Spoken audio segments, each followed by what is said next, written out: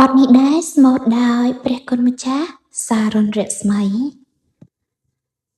សូមអង្គទេវតាជួយរាំងសាកងទ័ពខ្មែរសូមអង្គទេវតាជួយរាំងសាកងទ័ពខ្មែរ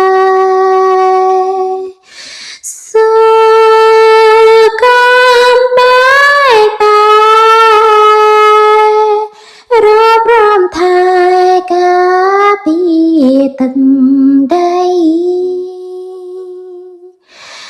សូកងបែកបារាប់រំថែការពារទឹកដីវីរាំងជួមមុខជាតំណង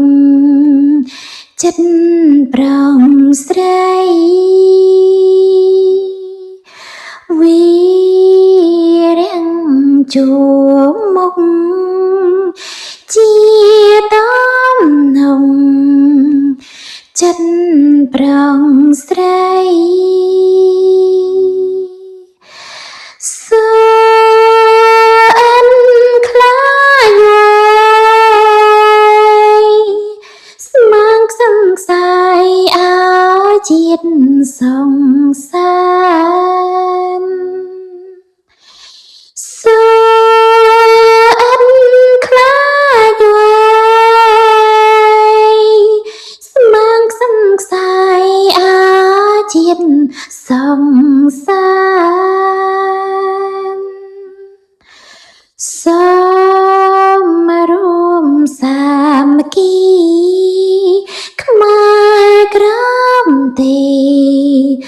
លំនៅស្ថានសូមរួមសាមគ្គី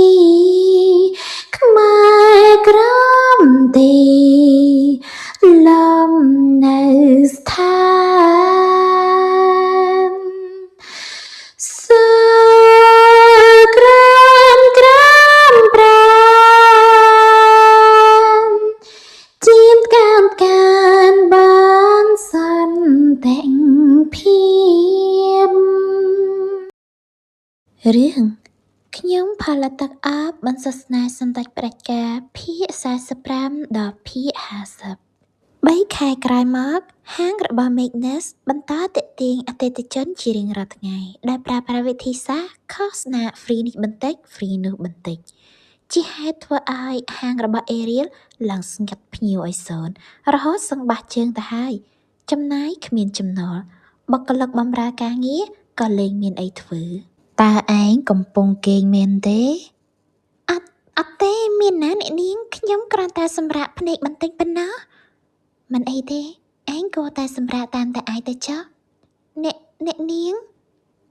ពិតណាស់មិនមែនមិនអីនោះទេពួកយើងសម្រាកឡើង3 ខែហើយរកបើកហាងទី2រំបល់អីបើហាងទី1ចង់រលំទៅហើយហ្នឹងបន្តិចក្រោយមកទេធីតាសង្គ្រោះពិភពលោករបស់ Ariel ក៏បានមកដល់ឃើញអ្នកនាងឆាឡតកាលណាជីវិត Ariel ហាក់លូតពន្លើផ្លែផ្កាមកជាថ្មីមកលើកនេះអ្នកនាងឆាឡតក៏បាននាំមិត្តភក្តិប៉ុន្មាននាក់មកជាមួយដែរអ្នកនាងមួយមកមិនមែនធម្មតានោះទេសម្បត្តិជាអ្នកនាងអភិជនជាន់ខ្ពស់ប៉ុណ្ណេះដែរម្នាក់គឺមកជះលុយទាំងបាត់តែម្ដង Ariel ឡើងអស់ផើតមកតែប៉ុណ្ណេះរូបហើយអញអ្នកនាងទាំងពីរបន្តនិយាយគ្នាលេងរហូតក៏ជជែកមកដល់ប្រធានបទមួយដែលនិយាយអំពីពិធីបុណ្យសមរាត្រីនៃនីតិខិរដូវ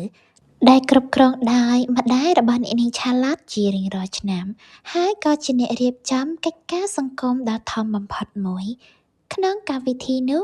គឺមានតែនារីប៉ុណ្ណោះដែលត្រូវបានអនុញ្ញាតឲ្យចូលរួមក្នុងគោលបំណងជ្រើសរើសម្ចាស់ក្សត្រីនៃខែឧសភា ពណ៌ដែលម្ចាស់ស្ត្រីនៃខែឧសភាបានប្រើប្រាស់នៅក្នុងកម្មវិធីនឹងក្លាយជាពណ៌ប្រចាំឆ្នាំហើយក៏មានភាពពេញនិយមទូទាំងរាជាណាចក្រអ្នកនាង Charlotte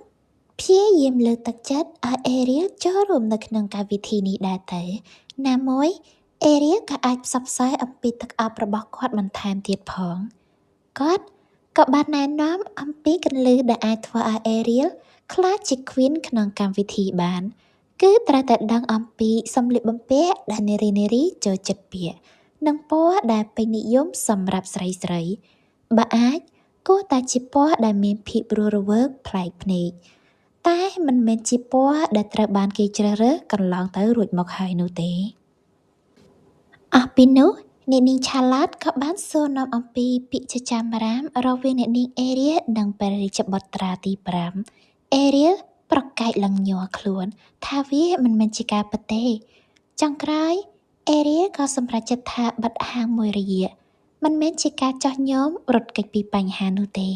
គឺ Ariel កំពុងរៀបចំខ្លួននឹងក្រុមគម្រោងថ្មី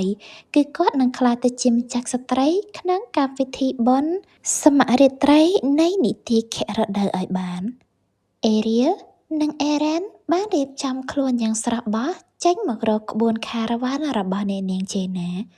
គាត់ក៏បាននាំយកអំណោយជាទឹកអប់មកជូនអ្នកនាង Jenna ផងដែរ Ariel មកនេះគឺចង់ឲ្យអ្នកនាង Jenna ស្វែងរកថ្នាំជ្រលក់ពណ៌ផ្កាអាយរីមកឲ្យនាងគាត់យល់ទៅធ្វើអីណាចាំមើលមើល Ariel ក៏បានបន្ថែមថាបើគាត់អាចរកពណ៌ផ្កាអាយរីមកបាននាងធានាថានឹងទិញមិនមែនសម្រាប់ខ្លួនឯងគឺនាងនឹងធានាថាជួយឲ្យអ្នកនាង Jenna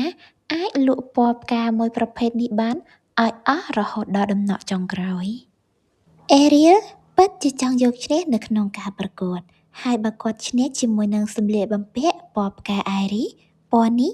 នឹងត្រូវបានមនុស្សងាកមកចាប់អារម្មណ៍មិនខានប្រសិនបើគាត់ចាញ់គាត់នឹងទទួលខុសត្រូវនៅក្នុងការចំណាយទាំងអស់អ្នកនាង Jenna សរសើរអំពីគំនិតរបស់ Ariel មើលទៅ Ariel ច្បាស់លាស់ហើយក៏មោះមុតជាងអ្នកនាងដទៃទៀតដែលគាត់ធ្លាប់ជួបជំនួយការរបស់គាត់ម្នាក់នោះក៏យល់ស្របនឹងគំនិតរបស់អ្នកនាង Jenna ដែរតែអ្វីដែលជាបញ្ហាគឺពួកគេត្រូវការសិទ្ធិដើម្បីឆ្លងកាត់ស្ពានមួយដែលពោរពេញទៅដោយអ្នកយាមយ៉ាងតឹងរ៉ឹងទៅកាន់រាជាណាចក្រមួយហើយការឆ្លងកាត់ទីនោះមិនមែនជារឿងងាយស្រួលនោះទេតាំងពីមានអ្នកគ្រប់គ្រងថ្មីដែលជាសម្ដេច Cedric Evans ទូប្រុសរបស់យើងនឹង Ariel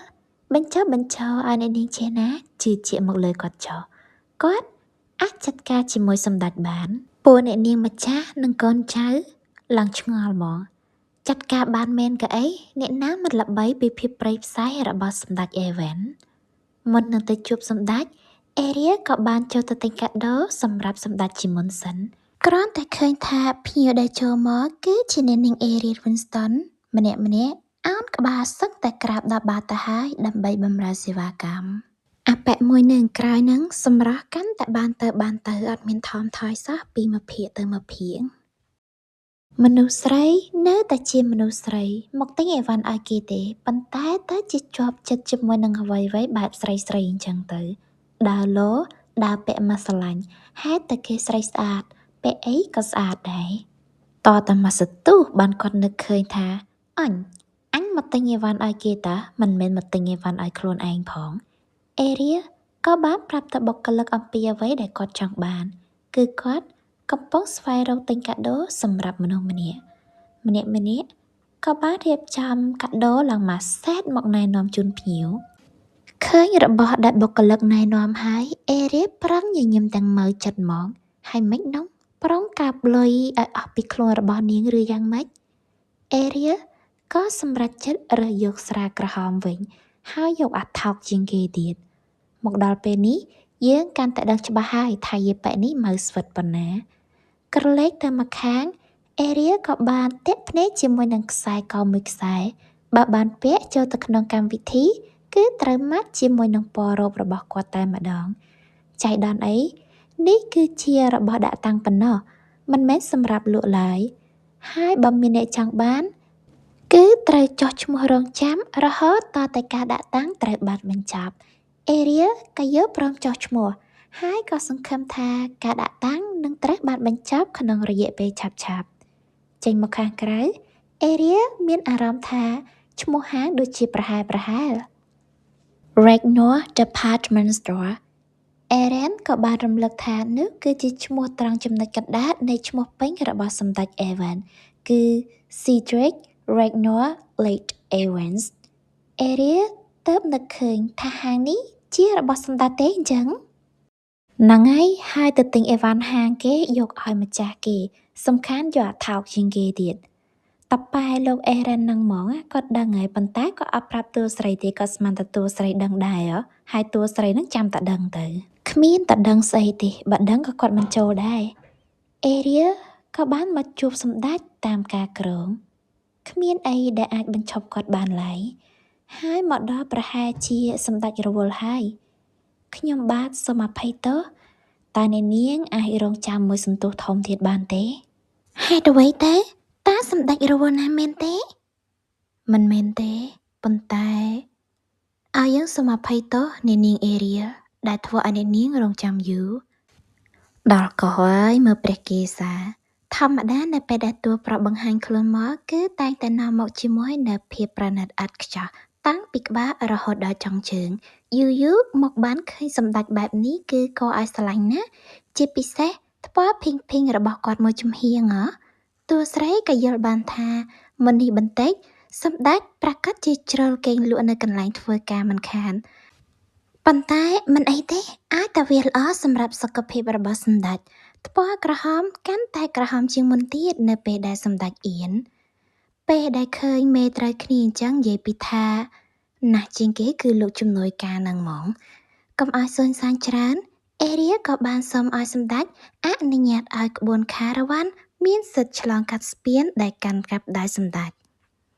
គឺសូមឲ្យក្បួនរបស់អ្នកនាង Gilbert អាចឆ្លងកាត់ស្ពាននោះបាននៅក្នុងខែនេះផងមិនមែនថាឲ្យតែសុំអីគឺបាននឹងភ្លាមនោះទេសម្ដេចក៏បានសួរអំពីផែនការរបស់ Ariel តួស្រីក៏បានរៀបរាប់តាមដំណើររឿងតែនាងក៏មិនបានរៀបរាប់អំពីផែនការរៀបចំខ្លួនដើម្បីក្លាយជា Queen in May ដែរគឺគ្រាន់តែប្រាប់ថាវាមានផលល្អចំពោះជំនួយរបស់ពួកគេសម្ដេចក៏យល់ព្រមថានឹងបញ្ចូលក្រុមខារ៉ាវ៉ាន់ជាអ្នកដំណើរដែលអាចធ្វើដំណើរឆ្លងកាត់ស្ពានបាន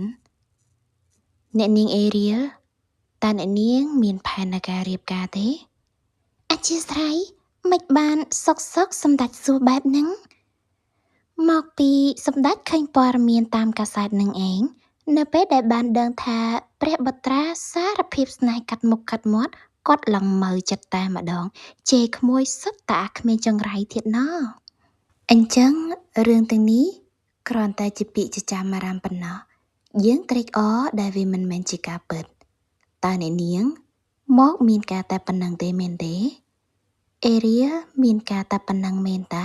តែបើនិយាយត្រង់ពេកវាមានអារម្មណ៍ថាដូចជាអត់ចិត្តពេកអូតើសម្ដេចមានអារម្មណ៍ប្រសើរជាងមុនហើយមែនទេសួរមិនគ្រប់Ariel ដើរទៅស្ទាបក្បាលកូនកំលោះគេទៀតហើយសម្ដេចពេលបានគេចូលមកជិតអញ្ចឹងមិនដឹងថាគាត់គិតអីទេតែចាប់ដៃកូនក្រមុំគេទាញមកជ្រមុលសឹងតែនឹងប៉ះមុខថើបគ្នាទៅហើយមើលឲ្យពេញភ្នែកទៅគ្នាយើងរូបភាពអញ្ចឹងមិនងាយចេះតែបានឃើញទេណាក្នុងកលៈទេសៈអំណោយផលអញ្ចឹងមិនខ្វះទេឧបសគ្គដូចជាលោកជំនួយការនេះជាដើមមិនដឹងថាគាត់មានការស្អីពេលហ្នឹងបានបើកទ្វារមកកាត់សង្វាក់តួAriel ប្រញាប់ហុចស្រាទៅឲ្យសម្ដេចឲ្យផុតហុចកាដូឲ្យអ្នកដែលគួរឲ្យរួចហើយAriel ក៏ដាក់មេព្រុចមួយទំហឹងមនុស្សស្លន់អាចRickon ខ្ញុំបាទសូមអភ័យទោសគ្មានទោសឲ្យអភ័យទេដឹងតែងាប់ហើយទូឯងមិនដឹងជាស្អីសម្ដេចទេមែនតាកន្លងមកយើងតែងតែគិតថាព្រះរាជបុត្រាទី5ជាបុត្រដែលគ្មានបានការប៉ុន្តែតាមការពិតទ្រង់ក៏មានរឿងដែលទ្រង់ពូកែដែរដែលយើងមិនតាន់បានដឹងដូចជាពេលនេះអញ្ចឹងទ្រង់កំពុងតែអង្គុយគូររូបArielបានយ៉ាងស្រស់ស្អាតគិតទៅ អ្នកស្រឡាញ់គេតែឯងហាននៃភ័យក្រំគ្រាបេះដូងដូចជាព្រះរាជបុត្រាទី5ចឹងបងនឹកគេដល់ថ្នាំងចង់ឈឺ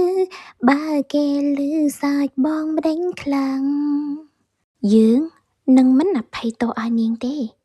ដែលនាងធ្វើឲ្យព្រះអណោចឡាប់របស់យើងកាន់តែល្ងងលើដើម Ariel Winston យើងនឹងធ្វើឲ្យនាងតបស្នងដែលនាងហ៊ានមកប្រឡែងលេងជាមួយនឹងសមាជិករបស់ខ្សែរាជវង្សព្រឹកមួយនៅពេលដែល Ariel កំពុងតែងខ្លួនប្រអប់គ្រឿងអលង្ការមួយក៏បានផ្ញើមកដល់ Ariel ដែលវាគឺជាខ្សែកមកពីហាងរបស់សម្ដេចយើងសង្ឃឹមថាវាអាចជួយអ្នកនាងបានខ្លះអក្សរហ្នឹងហាងហ្នឹងមានតែសម្ដេចនឹងឯងដែលផ្ញើមកឲ្យគាត់មិនដឹងថាអេរៀលនឹងយកវាទៅធ្វើអ្វីនោះទេប៉ុន្តែគាត់ប្រហែលជាដឹងថាអេរៀលចង់បានខ្សែកមួយខ្សែនេះតាមរយៈបុគ្គលិករបស់គាត់ថ្ងៃដែលពិធីបុណ្យប្រារព្ធឡើងសុភាពនារីគ្រប់រូបបានតុបតែងខ្លួនយ៉ាងស្រស់ស្អាតតាមរបៀបរបស់ពួកគេជាពិសេសគឺអាចារ្យអេរៀលនឹងហ្មងសម្រស់របស់គាត់ធ្វើឲ្យគ្រប់គ្នាធ្លាក់ចូលទៅក្នុងការតទន់មិនថាប្រុសឬស្ត្រីឡើយសក់វែងរលើបរលាស់ពណ៌ផ្កាឈូកកៅភ្នែកពណ៌ផ្ទៃមេឃស្រឡាក់ដូចជាផ្ទៃមេឃគ្មានពពករង្វង់មុខស្រទន់បបោមាត់ពណ៌ផ្កាឈូកកាន់តែគួរឲ្យចង់គយគន់និងថ្នាក់ថ្នមពណ៌សម្លៀកបំពាក់របស់គាត់ពិតជាលេចធ្លោដែលគ្មាននារីណាប្រៀបប្រដូចរាល់ដងអញ្ចឹងអេរៀលតែងតែនាំយកផលិតផលថ្មីៗមកបង្ហាញក្នុងឱកាសបែបនេះក្រឡេកមកណែបន្តិចអេរៀលក៏បានជួបនារីម្នាក់មើលទៅអត្តចរិតឆ្នះមិនណយទេភាគច្រើនចាចាដែលមានស្ទាយ make up បបោមាត់ក្រហមប៉បែបនេះធម្មជាតិរបស់គាត់ហិលហោះមិនខុសពីអាប៉ូឡូគេបានចេញទៅក្រៅភពនោះឡើយព្រះនាងដេលីណាគ្រាន់តែចេញមកក៏ឆោកធៀបជាមួយនឹងតួឯកស្រីរបស់យើងបាត់ទៅហើយឃើញមុខឌីលហ្មងថាអេរៀលហ្នឹងត្រង់បែបញ័រចង់បានមកកត់ណាស់ហើយបានជាស្លៀកពាក់ពណ៌ឆើតឆាយបែបហ្នឹងហើយបើមែនវាមិនបើមែនវាញ័រទៅដល់ព្រះរាជដំណាក់របស់ព្រះនាងម្ចាស់កំពុងគង់នៅមែនធ្វើដល់ព្រះនាងម្ចាស់ក៏រៀបចំអរិយាប័ត្រឲ្យសមរម្យបន្តិចទៅធ្វើដល់ព្រះនាងអត់ការងារធ្វើទេមែនបានដើរមកទៅនឹងការប្រើប្រាស់ជីវិតរស់នៅរបស់រាស្ត្រសាមញ្ញដែលគ្នាគ្រាន់តែចង់ប្រើប្រាស់ជីវិតរស់នៅឲ្យបានល្អសោះព្រះនាងកុំធ្វើចរិតបែបសៀមរបៀបឃើញខ្មែររីចម្រើនមិនបាននោះត្រង់នៅបន្ថែមទៀតថាបើទោះបីជាអេរៀលខ្លាចជា Queen ក៏ដោយពណ៌ស្វាយជាពណ៌ដែលប្រណិតនិងមានតម្លៃថ្លៃណាស់វាមិនអាចខ្លាចជាពណ៌ពេញនិយមនោះទេសំខាន់មានមីចែតែស្ករពីរនាក់នេះដាក់ប៊ីចេងថែមល្បោយទៀតអេរៀលមិនខឹងទៅជាឆ្ងល់វិញថាប៉ានាងអីបែកងាងចឹងបែបមើលរឿងសៀមច្រើនពេកទេដឹងបានជាប់ចរិតចំណែនឆ្លៀននេះបកែទៅនឹងមកអេរៀលអោនលំទោនអរព្រះគុណចំពោះដំបូន្មានរបស់ព្រះនាងអេរៀលក៏បានបន្តថាថ្មីនេះគឺមានព័ត៌មានអស្ចារ្យមួយអំពីក្បួនខារ៉ាវ៉ាន់គឺពួកគេមានតំណែងពិសេសដែលជាថ្នាំជ្រលក់ពណ៌ Iris ដែលមានបរិមាណដ៏ច្រើនពណ៌ស្វាយគឺជាពណ៌ដែលមានតម្លៃប៉ុន្តែផ្កា Iris គឺជាតម្រូវការដើម្បីផលិតពណ៌គួរឲ្យស្ដាយផ្កា Iris គឺមានដុះតែនៅតំបន់សីឡាប៉ុណ្ណោះគឺជាទីក្រុងដែលនៅឆ្ងាយពីរាជធានីហើយក៏មិនសូវមានអ្នកជំនួយណាដែលមានចំណាប់អារម្មណ៍នាំចេញចូលផ្កា Iris ពីទីកន្លែងដ៏ឆ្ងាយបែបនេះឡើយដូចនេះហើយទើបធ្វើឲ្យពណ៌ស្វាយក្លាយជាពណ៌ដែលមានតម្លៃថ្លៃកប់ពពកនៅក្នុងពិភពលោកពិតប្រាកដពណ៌ស្វាយក៏ជាពណ៌កម្រមួយផងដែរប៉ុន្តែមិនមែនដោយសារតែភាពកម្រនៃផ្កា Iris នោះទេតែវាពិបាកនៅក្នុងការរកវត្ថុធាតុដើមដើម្បីផលិតយើងបច្ចុប្បន្នពណ៌យកប្រើទៅណាមិនអស់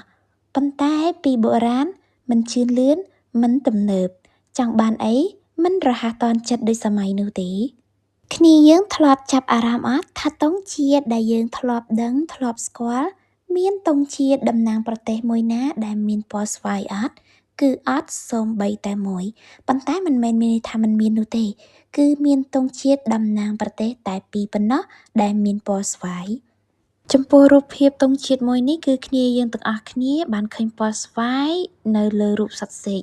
ចំណែកទង់ជាតិមួយទៀត admin មើលឡើងចង់ប្រកាច់ពីដំបូងទៅរំទៅរកឃើញការពិតពណ៌ស្វាយហ្នឹងនៅកន្លែងឥន្ធនូហ៎នេះគឺជាទង់ជាតិនៃប្រទេស Dominica ចំណែកមួយទៀតគឺជាទង់ជាតិនៃប្រទេស Nicaragua អ្នកទាំងអស់គ្នាមានអ្នកណាគេធ្លាប់ស្គាល់អត់បើស្គាល់ចាំប្រាប់ admin ផងខែលោថា admin អានឈ្មោះខុសត្រឡប់មកសាច់រឿងរបស់យើងវិញដោយសារតែទំនិញដ៏ច្រើនពីក្បួនខារ៉ាវ៉ាន់បែបនេះហើយទើបតួស្រីរបស់យើងអាចតុបតែងខ្លួនជាមួយនឹងពណ៌ស្វាយតាំងពីក្បាលរហូតដល់ចុងជើងប្រសិនបើអ្នកនាងជាណាអាចនាំយកពណ៌ផ្កាអៃរីសដ៏ច្រើនបានមកមែននោះពណ៌ស្វាយប្រកាសជាមានតម្លៃធូរថ្លៃជាងមុនព្រះនាងស្អីគេនេះធ្វើមុខឡើងកញ្ចប់ចប់ដោយសារតែបំបាក់មុខតួស្រីមិនបានទ្រង់ក៏លើកយកអត្ថន័យនៃពណ៌ស្វាយយកមកនិយាយដែលពណ៌ស្វាយគឺតំណាងឲ្យសេចក្តីស្លាប់តួស្រីមានតែចៅអីក៏តបទៅវិញយ៉ាងផ្អែមល្ហែមតាមទម្លាប់តួស្រីក៏បានលើកឡើងអំពីផ្កាអៃរីសដែលមានអត្ថន័យតំណាងឲ្យសំណាងល្អតែពណ៌របស់វាបែរជាមានអត្ថន័យផ្ទុយទៅវិញអញ្ចឹងគឺកាន់តែគួរឲ្យចាប់អារម្មណ៍ហើយយាយប៉ែពនាងហ្នឹងក៏មិនព្រមចាប់ងាយៗដែរនិយាយទៅគឺអត់ព្រមចាប់ដូចសៀមវីរោរឿងខ្មែរអញ្ចឹងគាត់ហ៊ានសូម្បីតែលើកយករឿងរ៉ាវអាស្រូវរបស់ព្រះរាជបុត្រាទី5យកមកនិយាយតាក់ទងជាមួយនឹងពាក្យចចាមអារាមដែលអេរៀលមានដេតជាមួយនឹងព្រះអនុជរបស់ទ្រង់អេរៀលធុញនឹងការបកស្រាយដដែលជាខ្លាំងការនិយាយដើមនាងក៏កាន់តែកើតមានឡើងណាស់ហើយចាត់ទុកថាវាគឺជាការធ្វើពាណិជ្ជកម្មឲ្យហាងរបស់នាងទៅចោះមុននឹងយាងចាក់ចេញទៅព្រះនាងក៏បានគម្រាមអេរៀលផងដែរថាឲ្យប្រយ័ត្នខ្លួនកុំចេះតែមករញ៉េរញ៉ៃជាមួយនឹងគ្រួសាររាជវង្សមើលមុខអាចារ្យអេរៀលឡើងអស់អីនិយាយហ្មងណាគាត់ឆ្ងល់បដ ாய் នេះឲ្យគាត់នឹងទៅញ៉ៃញ៉ៃមើលខ្សែរាជវង្សតាំងពីជាតិណាបន្តិចក្រោយមកក៏មាននារីម្នាក់ចុះមករាក់ទាក់ចង់សាកល្បងទឹកអាប់របស់អេរៀលជួបភ័ក្រហើយភ្ញាក់ឲ្យព្រឺតតួស្រីក្នុងប្រឡោមលោកទេតា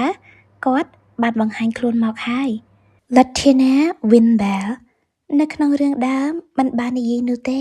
ថានាងនឹងបង្ហាញខ្លួនក្នុងកម្មវិធីនេះមិនក៏នាងបង្ហាញខ្លួនមកទៅហើយអេរៀលបានដើរទៅឈរនៅទីតាំងមួយគិតអំពីសាច់រឿងកន្លងមក Latina Winbell គឺជាតួស្រីដែលស៊ីត្រេចធ្លាក់ក្នុងអន្លង់ស្នេហ៍គាត់ជាបុរសដែលនាងគួរតែនៅឲ្យឆ្ងាយជាទីបំផុតប៉ុន្តែពេលនេះតួឯកស្រីរបស់យើងដូចជាមានអារម្មណ៍ប្លែកៗយ៉ាងម៉េចមិនដឹង Latina ក៏បានមកតាមអេរៀលគឺនាងចង់ហៅអេរៀលទៅស្ដាប់ការប្រកាសលទ្ធផលជាមួយគ្នាអេរៀលក៏ផ្ដោតមកលើការប្រកាសលទ្ធផលវិញក្នុងកម្មវិធីម្នាក់ចាំស្ដាប់លទ្ធផលឡើងរឹងខ្លួនស្ដូកម្ដាយរបស់អ្នកនាង Charlotte ក៏បានយកលទ្ធផលចេញមកដែលលទ្ធផលនេះគឺបានមកពីការវោតរបស់អ្នកគ្រប់គ្នាដែលនៅទីនេះភ្ញាក់ផ្អើលមែនទែនគាត់បានប្រកាសឈ្មោះតួឯកស្រីរបស់យើងចេញមកបន្ទាប់មកគាត់ក៏បានប្រកាសឈ្មោះ Latina ម្នាក់ទៀតអ្នកទាំងពីរនាក់នេះស្រស់ស្អាតមិនចាញ់គ្នាទេតិចលើខ្លះទៅជា Queen in May ទាំងពីរនាក់ទៅ